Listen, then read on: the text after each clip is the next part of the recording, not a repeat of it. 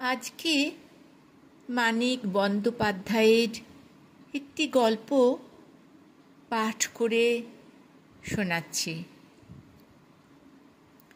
গল্পের নাম রক্ত নোনতা। সন্ধ্যা তখন 7টা।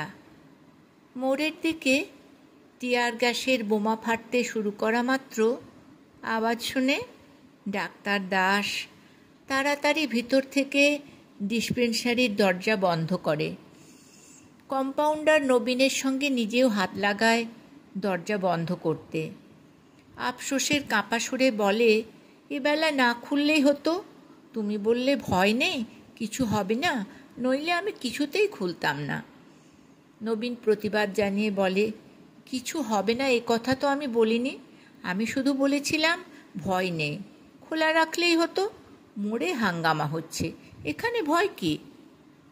জোয়ান নবীনের মুখের দিকে চেয়ে ঢোক গিলে ডাক্তার দাস বলে, যাকগে, রোগীপত্র তো আজ আর আসবে না, কি হবে খোলা রেখে? তা বলছি না, বন্ধ করেছেন, বেশ করেছেন। নবীনকে বেশ খুশি মনে হয়। টিয়ার গ্যাস বন্দুকের টোটা ফাটার শব্দে এমন মহামারী কাণ্ড ঘটায় তার যে ছুটি মিলেছে তাতেই সে খুশি। ডাক্তার দাস ভাবে, কে জানে বাবা, এরা কোন ধাতে তৈরি, কি আছে এদের রক্তে। নবীন বলে, আমি তবে যাই ডাক্তারবাবু। এত কাছে চলেছে, কে জানে কেমন ভীষণ কাণ্ড। ছুটি পেয়েই বন্ধ ডিসপেন্সারির নিরাপদ আশ্রয় ছেড়ে বেরিয়ে পড়ার জন্য ছোড়া ব্যাকুল। ভারী মজার ব্যাপার ঘটবে, দেরি হলে ফসকে যাবে। ডাক্তারি পরীক্ষাতে কি ধরা পড়বে, এমন অদ্ভুত কি মিশেছে ওদের রক্তে। বাড়িতে একটা খবর দিয়ে যাবে নবীন, আমার ফিরতে দেরি হলে কিংবা না ফিরলে যেন চিন্তা না করে। বলবে এখানেই আছি, হিসাব দেখছি। ফিরতে দেরি হলে কিংবা একেবারে না ফিরলে নবীনের তাজ্জব লেগে যায়। ডাক্তার মানুষ, কত লোকের গায়ে ছুরি কাঁচি করাত চালিয়েছে, কত রক্তপাত দেখেছে, কত মানুষকে মরতে দেখেছে, ভুল চিকিৎসায় 2-4 জনকে হয়তো মেরেও ফেলেছে। তার এমন আতঙ্ক, হাঙ্গামা না থামলে এখান থেকে বেরোবে না, দরকার হলে সারা রাত এখানে কাটাবে। পাড়াতে কাছেই ডাক্তার দাসের বাড়ি, গলির ভিতরে। নবীন চলে যাওয়ার পর বন্ধ ঘর ডিসপেন্সারির মধ্যে বসে হিসাবের মোটা খাতাটা খুলে বসে ভাবে, কতক্ষণ আর হাঙ্গামা চলবে।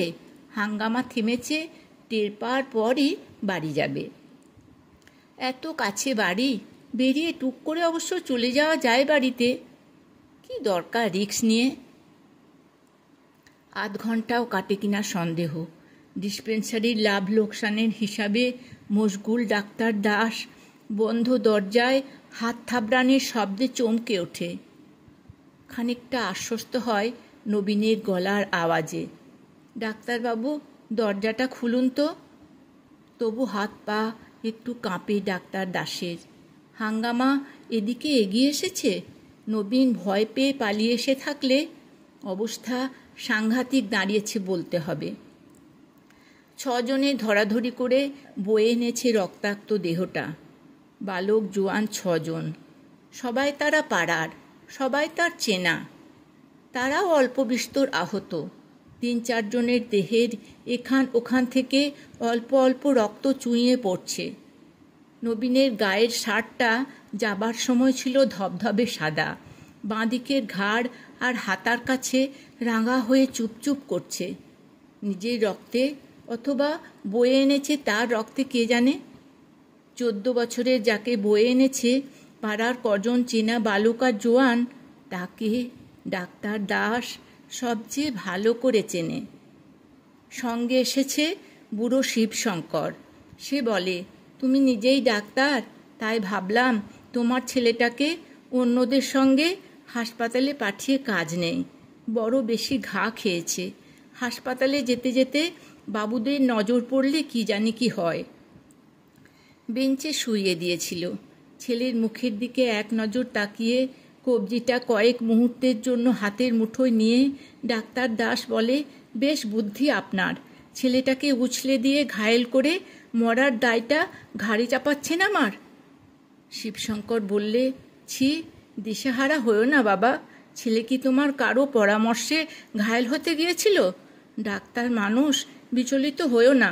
বাঁচাবার চেষ্টা তো করো ছেলেটাকে, তারপর না বাঁচলে আর করা কি? ডাক্তার দাস বলে, এসো দিকে, তোমাদের কার কি হয়েছে একে একে দেখি। নিজে নিজে শার্টটা খুলতে পারবে না নবীন? নবীন মাথা নাড়ে, না, হাতটা নাড়তে পারছি না। শিবশঙ্কর ব্যাকুলভাবে বলে, নিজের ছেলেটার দিকে আগে তাকাও বাবা। এই কি রাগ করার সময়? সবাই মেতেছে, তোমার ছেলের দোষটা কি বলো? দোতলার বারান্দায় দাঁড়িয়ে দেখলাম তো সব। বাপের বয়সে এমন কাণ্ড দেখিনি। ডাক্তার দাস শিবশঙ্করের কথা কানেও তোলে না, মুখ ফিরিয়ে একবার তাকিয়েও দেখে না। তুলো, ব্যান্ডেজ, ওষুধপত্র ইত্যাদি চটপট গুছিয়ে নিয়ে সবচেয়ে ছোট গণেশকে প্রথমে ধরে প্রাথমিক চিকিৎসা শুরু করে দেয়। শিবশঙ্কর প্রায় আর্তনাদ করে ওঠে, ছেলেটার দিকে তাকাবে না, দেরি হলে ও মরে যাবে। মরে যাবে? ও তো আগেই মরে গেছে। সকলে হতভম্ব হয়ে যায়। শিবশঙ্কর বিহবলের মতো বলে, আগেই মরে গেছে? জ্যান্ত ছেলেটাকে নিয়ে ছুটে এলাম, আগেই মরে গেছে কীরকম? আনতে আনতে মারা গেছে। পরীক্ষা করলাম, দেখলেন না? শিবশঙ্কর খানিকক্ষণ চুপ করে থেকে বলে, রক্ত চুঁইয়ে পড়ছে কেন তবে? ডাক্তার দাস এক মনে দ্রুত গতিতে গণেশের ক্ষতটা বাঁধতে বাঁধতে বলে, মরার পরেও কিছুক্ষণ রক্ত চুঁইয়ে পড়ে।